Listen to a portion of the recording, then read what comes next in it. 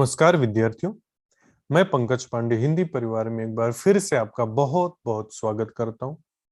आज मैं आपके सामने उपस्थित हूं सीबीएसई क्लास 10th की हिंदी बुक क्षितिज से बहुत प्यारी कविता लेकर, जिसका नाम है उत्साह, जिसकी रचना की है सूर्यकांत त्रिपाठी निराला जी ने। तो मेरे प्यारे विद्यार्थियों, उत्साह कविता एक आह्वान गीत है जो निराला जी के सबसे प्रिय विषय बादल पर आधारित है। इस कविता के माध्यम से कवि अपने जीवन में दुखी, निराश, हताश लोगों को एक नई दिशा देने का प्रयास किया।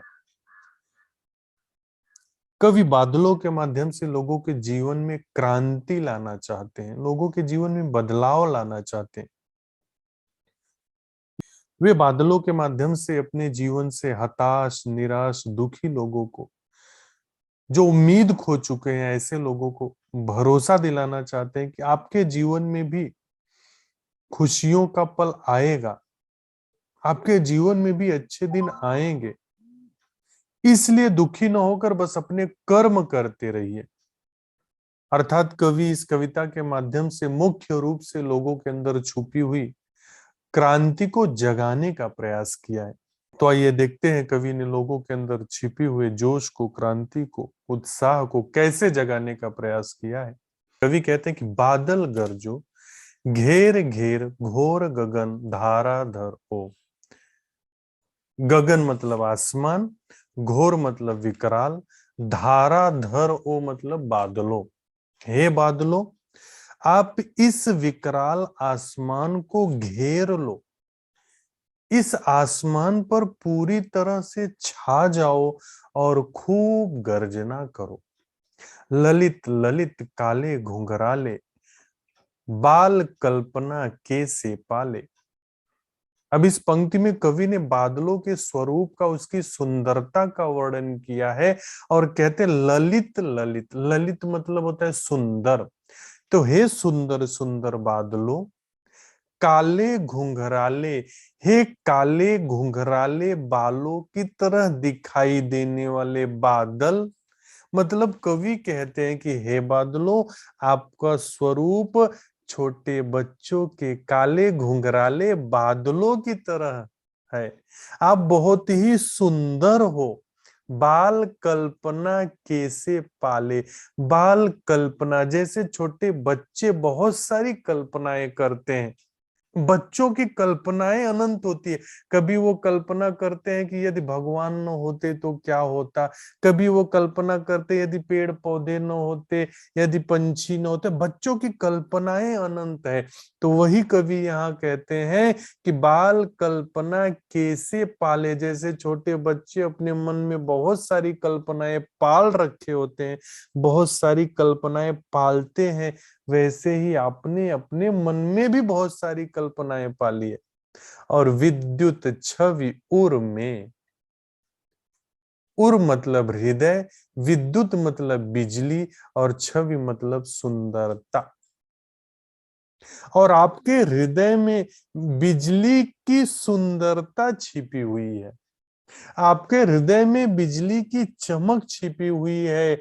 कवि नव जीवन वाले, हे बादलों, आप कवि के समान हो। जैसे कवि अपनी कविता से लोगों को नया जीवन प्रदान करता है, लोगों के जीवन में खुशियां लाता है, वैसे आप भी बारिश करके सूखे पेड़ पौधों को हरा भरा करते हो। भूख से, प्यास से तड़प रहे जानवरों की प्यास बुझाते हो। आप भी लोगों में नया जीवन लाते हो। तो आप भी कवि के समान हो। वज्र छिपा नूतन कविता फिर भर दो, बादल गरजो। कवि कहते हैं नूतन मतलब नई और वज्र मतलब कठोर। हे बादलों, आप अपने अंदर बिजली की चमक छिपाए हुए हो, आपके अंदर बिजली की चमक है, आपके अंदर कठोर गर्जना है। तो उस कठोर गर्जना के साथ, बिजली की चमक के साथ लोगों के जनमानस में नई चेतना का संचार कर दो, नई कविता का निर्माण कर दो। हे बादलों, जोर जोर से गरजो। विकल विकल उन्मन थे उन्मन विश्व के निदाद के सकल जन। निदाद मतलब गर्मी, सकल मतलब संपूर्ण, विकल मतलब बेचैन, उन्मन मतलब अनमने, मन नहीं लग रहा था। तो आगे कवि कहते हैं कि गर्मी के कारण विश्व के सकल जन, संपूर्ण जन, सारे लोग बड़े बेचैन थे, व्याकुल थे, उन्मन थे, उनका मन नहीं लग रहा था। सारे लोग भीषण गर्मी से दुखी थे। तभी आए अज्ञात दिशा से अनंत के घन। तभी अचानक अज्ञात दिशा से, न जाने किस दिशा से, अनंत घन, अनंत मतलब जिसका अंत नहीं है, ऐसे अनंत बादल आसमान में छा गए।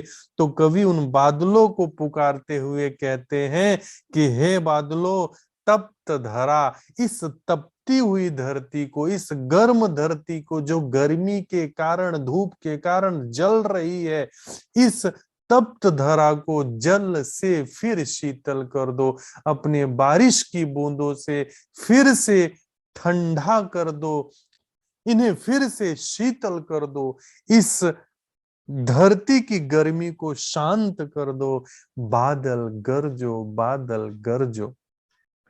मतलब इस पूरे कविता में कवि ने एक ही संदेश दिया है कि जैसे बारिश के पहले जब गर्मी का मौसम रहता है तो सारे पेड़ पौधे सूख जाते हैं, धरती गर्मी की वजह से जलने लगती है, सारे पशु पक्षी, सारे जानवर प्यास से पानी के लिए बेचैन होने लगते हैं। लेकिन जैसे ही बारिश होती है फिर से पेड़ पौधे हरे हो जाते हैं, फिर से लोगों के जीवन में खुशियां आ जाती हैं, फिर से जंगल हरा भरा हो जाता है। उसी तरह से कवि उन दुखी लोगों को, अपने जीवन से हताश लोगों को इस कविता के माध्यम से संदेश देना चाहते हैं कि हे दुखी लोगों, हे इंसानों, आप भी हताश मत रहो, निराश मत रहो, आपके जीवन में भी खुशियों का पल आएगा, बस अपने कर्म करते हुए आगे बढ़ते रहिए। और यही ये कविता समाप्त होती है। उम्मीद करता हूँ आपको ये कविता पसंद आई। आपको वीडियो पसंद आया तो वीडियो को लाइक, कमेंट और दोस्तों में शेयर करना ना भूलें। और अभी तक आपने चैनल को सब्सक्राइब नहीं किया है तो चैनल को सब्सक्राइब करके बेल आइकन का बटन दबा दें, जिससे आगे आने वाले वीडियो आपको जल्द से जल्द मिल सके। मिलेंगे हम नए वीडियो में नए टॉपिक के साथ, तब तक के लिए बाय बाय, टेक केयर।